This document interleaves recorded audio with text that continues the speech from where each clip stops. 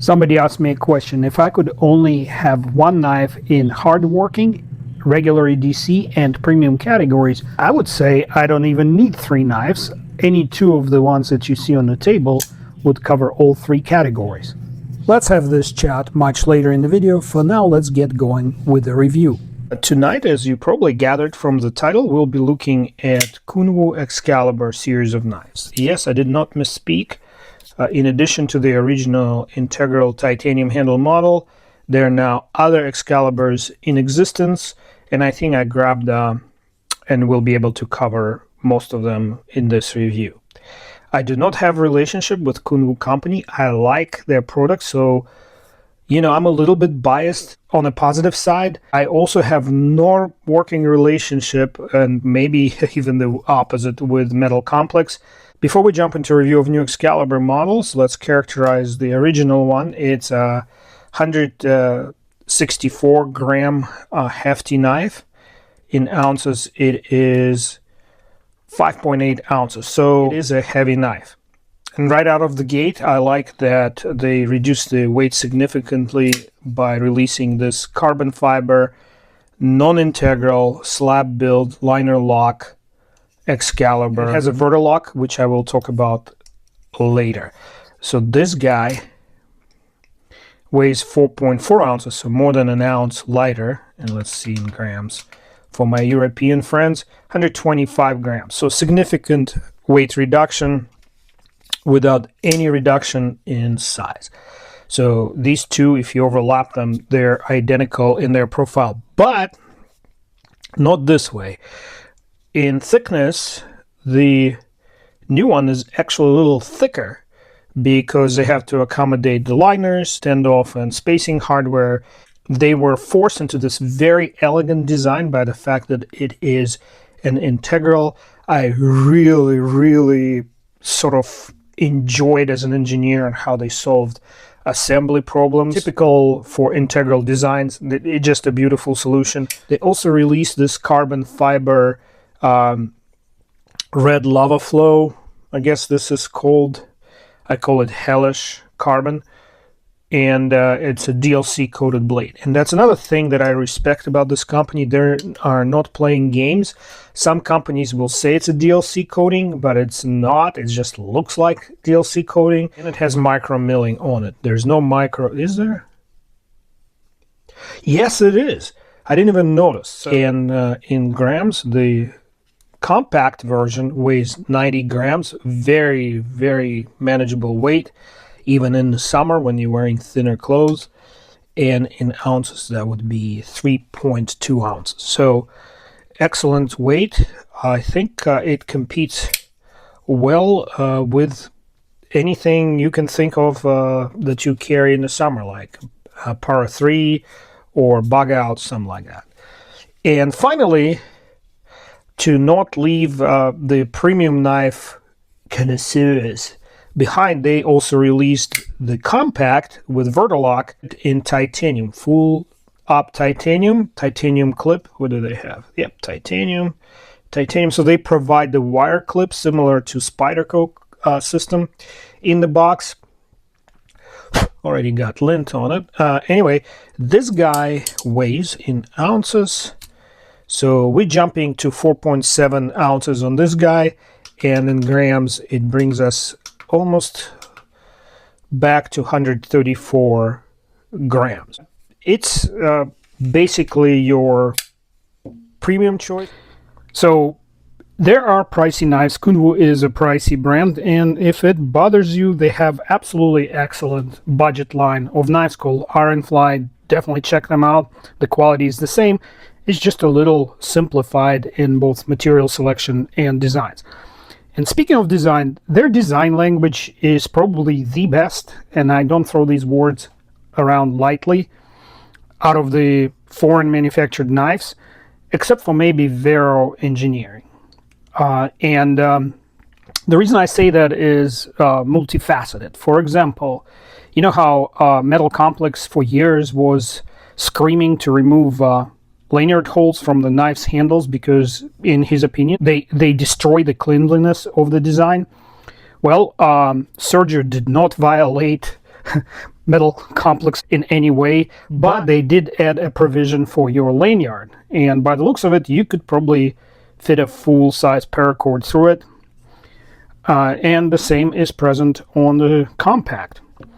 But that's not the only thing. You know, if you start looking even closer, let me overlap these two knives to illustrate what I'm talking about. So while this is a compact and underneath is the full size, they kind of understand, amazingly, that the size of your fingers, of your hand, does not change just because you switch out the knife in your pocket. So if you follow the curves here for the finger choil on both the handles and the blades, you will see that they're identical. No matter the size of the knife, the hand that fits one will also fit the other. Wow.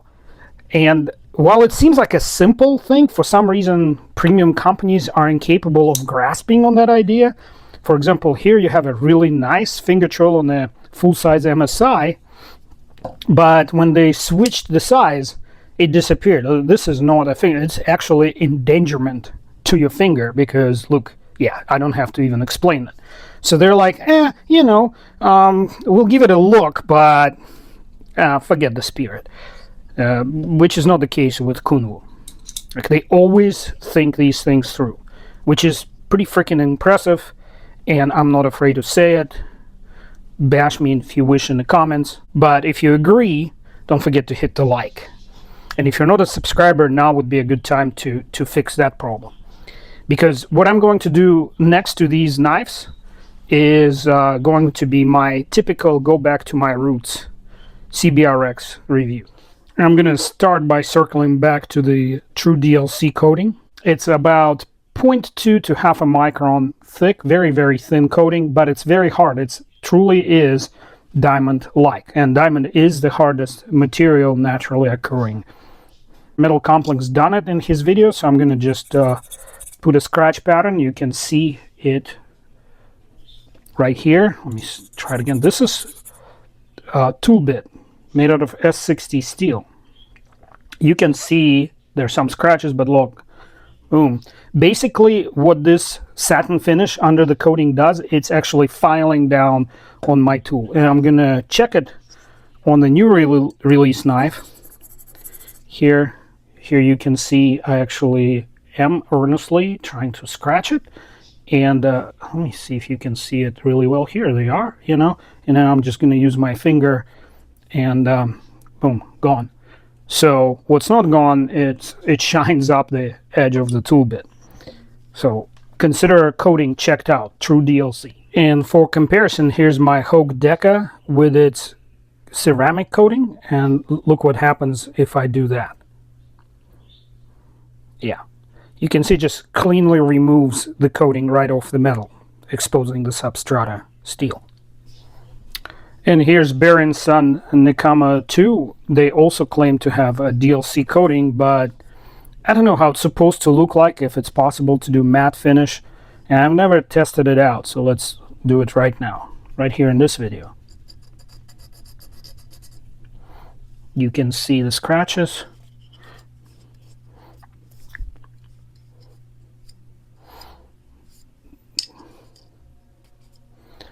Well, I'm going to say inconclusive.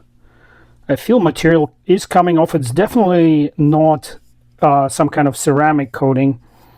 They might be waxing in, that's what I'm feeling. But let's try it. So we're staying outside of striations there. Yeah, it's definitely something. Is that? Let me try it. Try a drop of naphtha or lighter fluid, as you know it. Looks like they are waxing the blades off the factory. Look how I removed the wax here, and the scratches all but disappear. Pretty amazing on a $100 US made knife. We're gonna do the paper towel test, starting with a full size.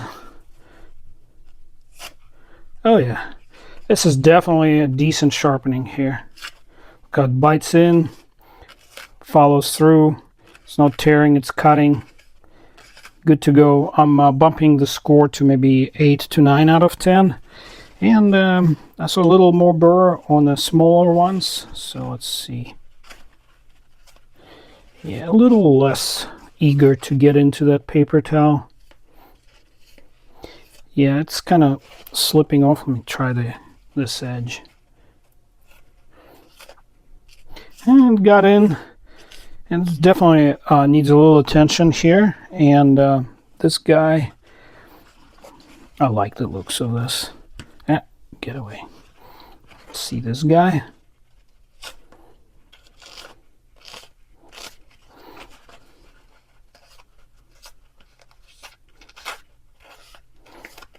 All right, I'm ready to score them. 7, 8, 9. How's that? I'm going to use my foldable pocket sharpener by WorkSharp. Pretty much the only product that I can fully recommend right now that this company makes. And I am going to sort of push the burr all to one side by going into the edge, like so.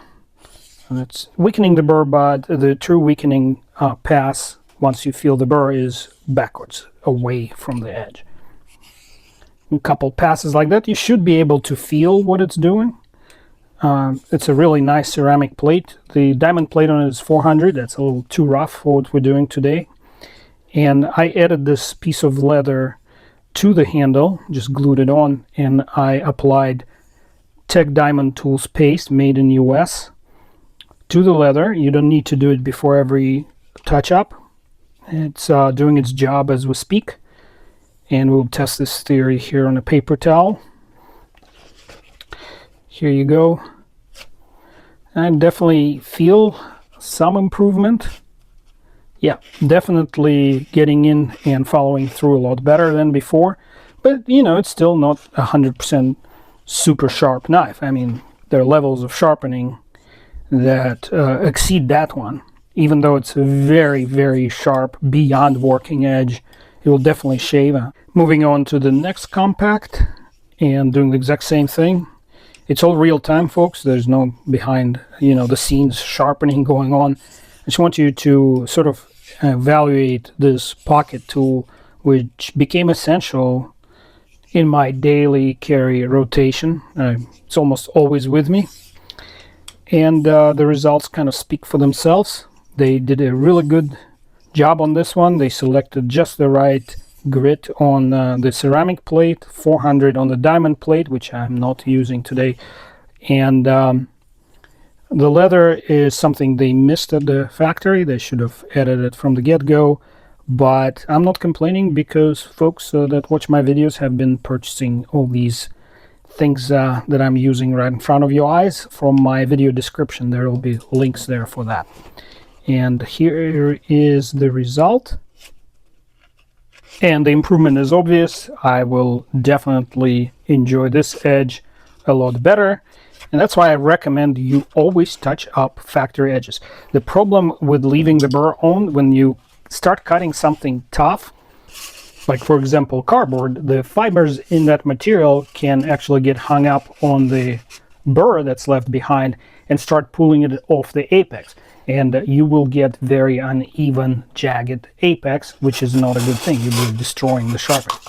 As you can see, the large knife, without any alteration from the factory edge, very smoothly bit into this cardboard tube. It's a pretty hard exercise for any knife, especially with a production edge, and it cut cleanly through it, which I still haven't achieved with my quick touch-up sharpening on the smaller blades. And let's try this one, uncoated. And let's see if I can get in first without any extra sort of... Yeah, there you go. So yeah, so I think we lifted everything by 1 point, so they're now all at 8 to 9 out of 10. And of course, the ones that I did touch up cut slightly less cleanly as compared to the factory edge on a full-size Excalibur, but I guarantee you will not be disappointed with that edge once you strop it properly. All right, I disassembled the knife, so all you need is a T8 Torx bit. I used this little 5/32 punch and a plastic pry bar because the fits are very, very tight. The reason I decided to include this segment is because A, I want to talk about the Vertilock, As you can see, there's a pin on the blade, and this is the stop right there. This is where the pin is touching in the open position, and then the back of the blade right here, the tang, and right here the tang of the blade is resting against this log bar. So you have a 3-point pinch here, just like on the compression lock on Spyderco, making it one of the most reliable or least likely to unlock uncommanded locks in the world. A really good thing. A couple surprises here. I noticed that all 3 knives have different bearings. Starting with the large one, it's a multi-row system right here. It's nylon bound, non-magnetic, meaning ceramic bowls in the middle. On the smaller knife, there are bronze bound ceramic bowl bearings. This is a single row, but a lot of bearing bowls, like twice the normal amount. And then here it looks like a single row, but I think it actually, let me check. Yeah, it's a single row nylon bound ceramic bowl bearing. So it looks to me like this variant here with titanium handles is basically there to be like a water knife, because they eliminated any possibility for galvanic corrosion. This one is the most EDC friendly version, because they wanted to make it as smooth as possible. They're clearly seen here, but on all the liners there's this mark here. Looks like a knight's helmet. Is that Metal Complex's logo hidden inside? Hold on. Let me see if it's matching. Yeah, it sure is. Right here on the integral, it's right here in the recess for the lock bar spring. And on these knives, his logo is hidden way inside the mechanism. Very interesting. I'm wondering why they did it this way. Please let me know what was the decision making, thought behind that. Interesting. All right, I'm ready to test this LMAX for hardness. And interestingly enough, I have 3 different finishes, so it's going to be cool. Let me wipe that off. Before filming any hardness test, I verify calibration of my Rockwell tester using this independently certified, serialized, rated 62 HRC calibration block. I've been blessed. My Rockwell tester runs with very few variances. I usually get plus or minus 0.2 of the Rockwell point. If it exceeds that, then I start adding or subtracting from the result. But hopefully we get 62 on the dial, and I don't have to do any more mental math as I test. If you've never seen a Rockwell test, we're measuring on the C scale. We get 62.1 HRC. I am satisfied that my device is in calibration, and I can proceed with testing, starting with the full-size uncoated or satin finish blade. LMAX is a steel made in Austria by a manufacturer whose name I'm having difficulties to pronounce or remember. It's not Bowler, but it is a powdered steel, and performance-wise, as well as chemical composition, it's very similar, not identical, but similar to CPM S45VN. In fact, their performance is nearly identical.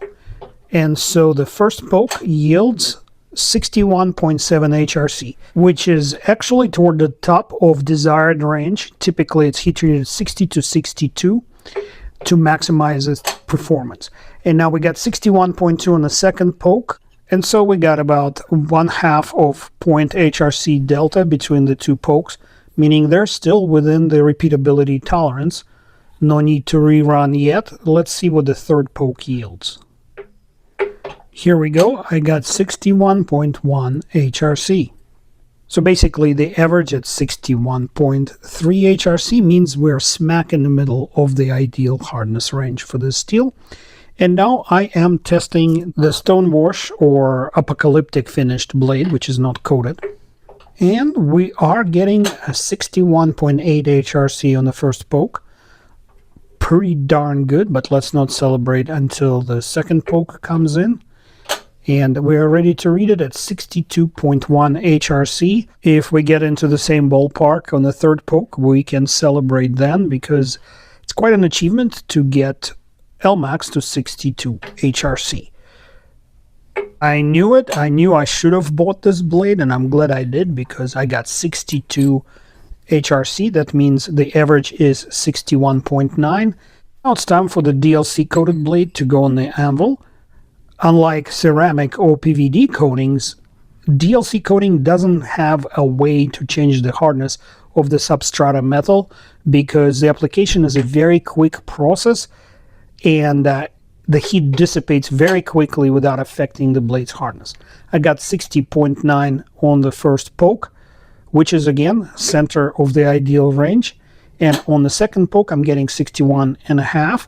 We are still within the variability error allowed by the standard, and 61.2 on the third poke. So we're going to call it 61.3 average. So we can reasonably expect 99% of LMAX Excaliburs to be between 61 and 62 HRC. I do a couple little nitpicks, which I will talk about in a minute. I just wanted to circle back to where this video started. The reason I have Spyderco, Shaman, and Para 3 on the table is because those are iconic knives covering every category. And here's the deal. Kunwu does not even bother competing with companies like Benchmade, Microtech, ProTech. They go straight for the top. They are up against Spyderco, which is by far reliably the best American production company today. And now I'm comparing ergonomics, overall looks and feel. You get a little bit extra while you're paying the same price as an American blade would yield. You're getting a little bit extra in materials, and I would say in accuracy and quality of production. Do you get better utility? I'm not sure. You get pretty much the same level of utility out of all these knives. As you can see, Para 3 compares very well with the compact Excaliburs, and you can get as premium a Para 3 as this knife, especially if you go and shop for aftermarket scales or premium runs. But all of these knives fill simultaneously three niches. They can be treated as hardworking tools, as basic EDC carry, cardboard boxing cutting monsters, and as premium knives. Every option is possible, and I applaud both companies for being that way. So the nitpick that I have that you haven't heard yet is the presence of the thumb stud on the open frame models right there. I understand the necessity of having it on the Excalibur, the original titanium integral. They serve as top pins as well as the thumb studs because there's no simple way to put a stop pin inside this mechanism. Now here they're absolutely redundant with this excellent thumb hole, and while they're absolutely fully functional, I'm not saying they're hard to use or anything like that. They don't get in the way other perhaps than when you sharpen or strop the knife. They just don't need to be there, and I don't know why they are. Both size blades deploy real easy with the use of the thumb slot or thumb hole. You know, let me know what you guys think about that. I have a growing Kunwu collection, and when I look at other knives in their lineup, I see that the thumb studs are not really necessary. Here's the Gringo, no thumb stud, perfectly deployable blade. I kind of think of Gringo as Shaman on steroids because it mimics the ergonomics of the Shaman pretty well. Anyway, in their more recent internal design, the sexy Jericho also doesn't have thumb studs. They're perfectly content with the thumb hole. Gorgeous vein axe blade, definitely a viable alternative to the full-size Excalibur. It's sitting in the queue of knives that I haven't reviewed yet, so I would recommend you stay tuned if you're interested in something like that. I hope you enjoyed the review. Have fun shopping for your next Kunwu.